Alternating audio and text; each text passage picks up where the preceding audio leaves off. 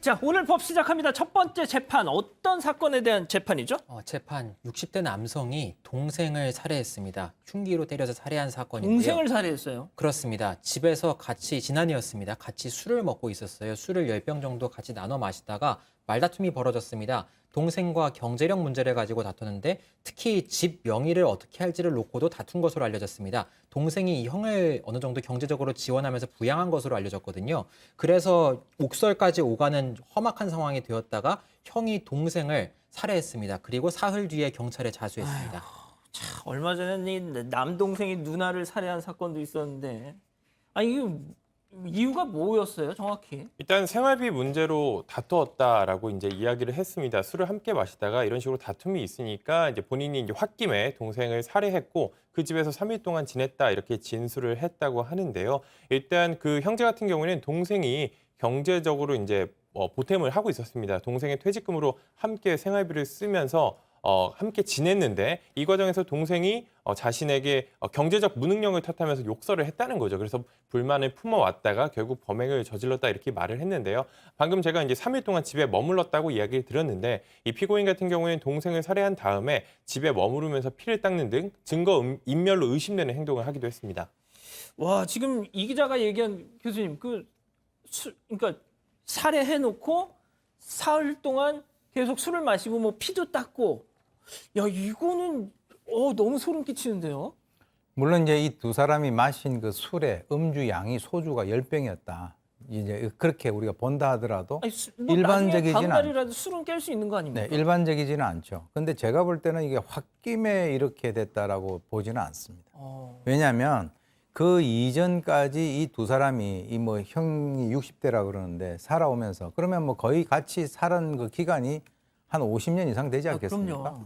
그러니까 이제 굉장히 오래된 그 원한 관계, 그러한 원한 관계가 있지 않았느냐라고 하는 게 있고 또 하나는 이 동생이 평소에 이 형에 대해서 욕설과 반말을 했다라고 하면 아마 이제 경제적인 그런 어떤 이유 때문에 그것을 갖다가 본인이 꾹꾹 누르고 참았다라고 하는 그런 것도 있을 수가 있고요. 그리고 이제 그것이 이제 극에 달했죠. 그러니까 이제 우리 집에서 나가라. 그리고 이제 자식에 대해서도 공격을 하겠다. 뭐 이런 얘기들이 아마 이러한 행동에 대해서 이제 촉발 요인으로 작용을 했을 가능성이 큰데 뭐 그렇다 하더라도 이 둔기로 동생을 살해하고 그렇죠. 그 살해한 그 시신을 다 그러진 3일 동안 옆에다 놔뒀다라고 하는 것은 이 사람이 그 어떤 그 폭력성이라든가 이런 것들이 굉장히 좀 이렇게 몸에 배어 있다 이렇게 우리가 볼 수가 있겠습니다. 자, 그럼 여기서 첫 번째 재판 체크포인트 짚어보죠. 어머니요, 동생도? 네, 방금 그럼 설마 전에 어머니도? 그렇습니다. 어머니도 살해했습니다. 10년도 더 전 일이긴 합니다만 어머니를 살해해서 존속 살해 혐의로 징역을 살고 나왔어요. 재판에서 징역형을 선고받아서 징역을 마치고 나왔고 와, 범죄 전력, 무슨 소리야, 폭력 이게? 관련 전과가 9번 있습니다. 전과 9범이라고 보시면 될 것 같아요. 그러니까 저는 동생을 뭐 어떻게 했다는 얘기를 들었을 때만 해도 뭐 그 비일비재하니까 말이죠. 요즘에 뭐 이렇게 형제들 간에. 근데 이건 거의 가족들을 2명이나 이렇게 이게 뭐죠, 이게 도대체? 결과적으로 이 사람이 이 집에서 태어나지 않았더라면 어머니하고 동생이 살았을 수가 있겠죠. 그렇게 생각할 수밖에 없죠. 예, 그렇습니다. 그러니까 이제 이 집안의 평소 분위기가 굉장히 이제 폭력적인 그런 분위기가 많지 않았느냐. 지금 이제 저도 이제 이런 그 사례는 좀 처음 들어보는데 어머니를 살해하고 난 뒤에 사법 처리받고 징역 살해하다가 나와서 또 동생을 또 살해했다. 그런데 이제 이런 경우는 있습니다. 조현병 환자 중에서 어머니 살해하고 나와서 또 아버지 살해한 그런 경우는 있는데 이 사람은 그런 경우는 아니거든요. 예. 그런데 이제 여기서 가장 커다란 그 문제, 그 논란의 핵심이 되는 게 집 명의예요.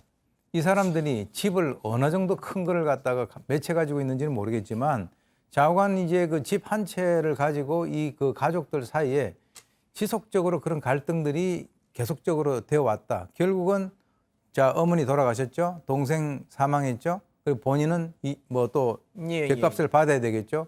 그 집이 원수네요.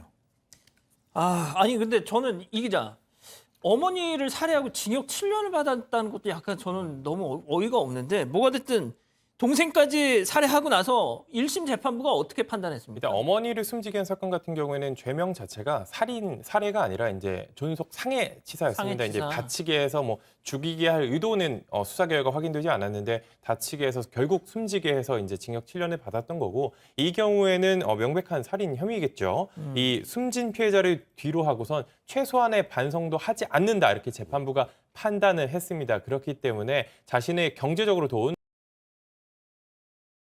많은 시청자분들 좀 알려드리고 싶은 게 정신병력이 있거나 뭐 술을 너무 많이 마셔서 막 좀 많이 취해 있었다. 이게 심신미약으로 바로 연결될 수가 없습니다. 그게 뭐냐?